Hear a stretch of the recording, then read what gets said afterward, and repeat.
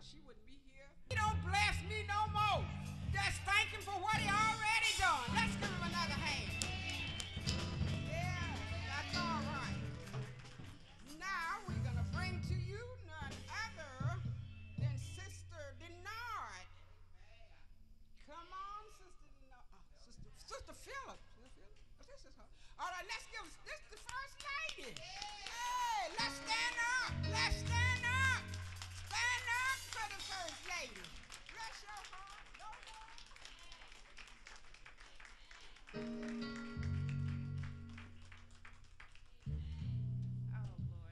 Jesus. Good afternoon. First, giving honor to God, who's the head of my life, to the pastor, the assistant pastors, and my church family. Today, I will be speaking on Esther, Queen Esther. You know, I'm not used to talking in front of people, but when Sister Johnson asked me to do this, I told her I would, and I expect my word to be my bond. So I'm going to do this as best as I possibly can. He's also known as King Ahasuerus. I can't pronounce these big old names, but he's the king. So I'm just going to say the king. We have Vashti, she was the queen, Mordecai, and Haman. First of all, the king, he decided that he wanted to do he held a 180-day feast. And after his 180-day feast, he's also had like a 7-day activity. After that, he wanted to summon his wife, Queen Vashti.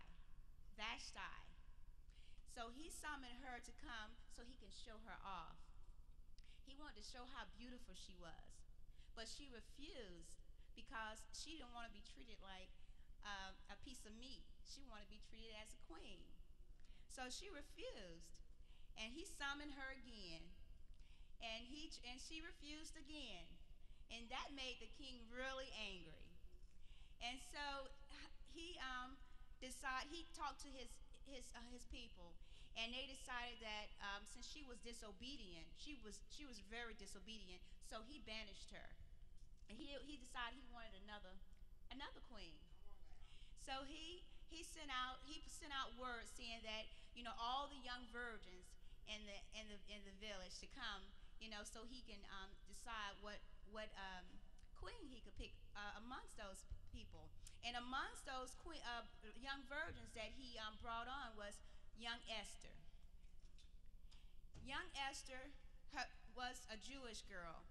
Her Jewish name was Hadassah. And she used the name Esther to hide her heritage.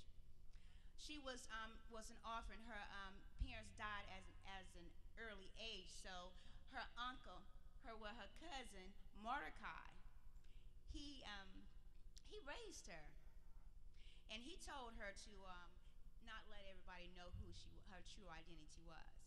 So that's why she used the name Esther. Mordecai was her cousin, and when she was in the palace, he wanted to know how she was doing, so he stayed there at the gate, just to go to see how she would be doing.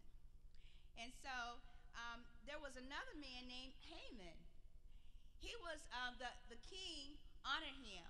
He was one of those people that he thought he was all that and then a piece of cake. So he wanted people to, when he come by, that he wanted them to bow or that think he was, you know, he was more than the king. And so when he passed by, I guess he thought Mordecai was supposed to bow before him. But see, Mordecai, only person he was going to bow before was God himself. And if you're not God, he was not going to bow before him. So that made Haman very angry.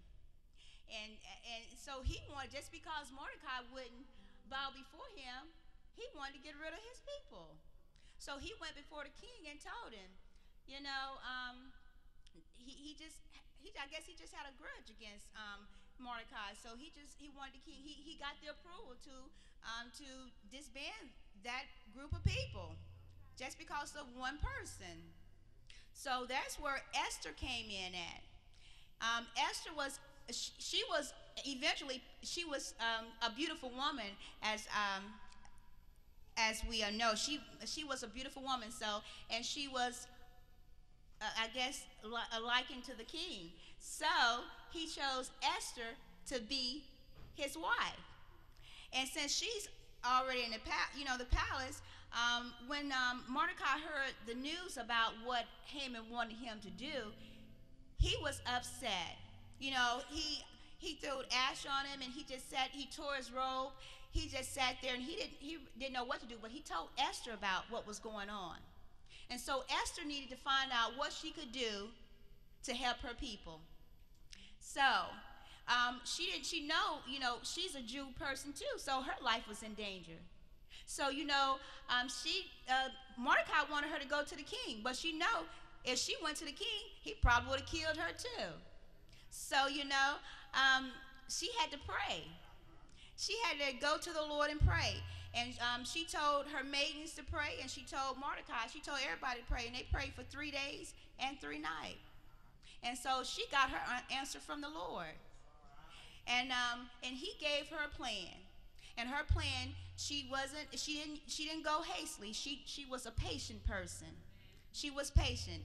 And so she asked the king. She first asked to see the king because king hadn't seen her for a while. So she didn't know how he was going to be accepted to her by asking to see him. But he saw her. And when she did see him, first she said she asked for a banquet. She was going to fix dinner for him.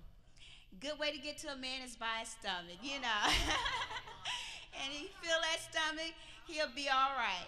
And he asked for Haman and for the king to be there. She did it for 3 days. So she didn't do it all of a sudden. She did it, first before I get to that, I want to say that Mordecai, one night it was where the king, he couldn't sleep. And so at one point in the story, Mordecai, he helped the king. He saved the king's life by telling him that there was 2 people that wanted to kill him. So he told Esther, and Esther told the king, and they investigated, and they took care of the people that was going to kill him, or had put together a scheme to hurt him. So he was found. It was put in the records that he had done this, but at that particular time, there was nothing done. But it was in the records. So while he couldn't sleep one night, he looked in his record books, and he saw the good deed that Mordecai had did for him. So he asked Haman, this is the man that despised Mordecai. He wanted to kill his people, but he didn't know that what the king was going to ask him to do was for Mordecai. He told the king that he said he wanted to do something good for somebody.